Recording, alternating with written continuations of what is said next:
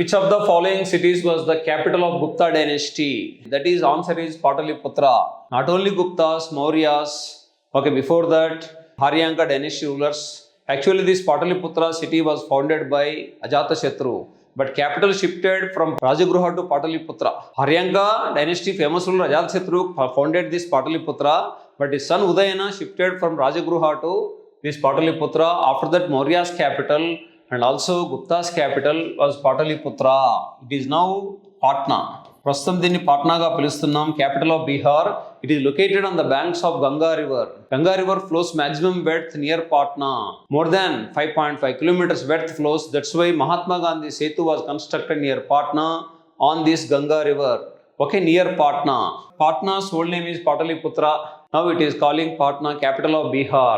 Kaushal is not there, Kasi is not, Ujjain is not, but Patna is correct answer. It means Pataliputra. RRB NTPC, so ALP CBT2 and Group D classes every Monday Dilchuk Nagar and Secunderabad lo batches start అవుతాయి.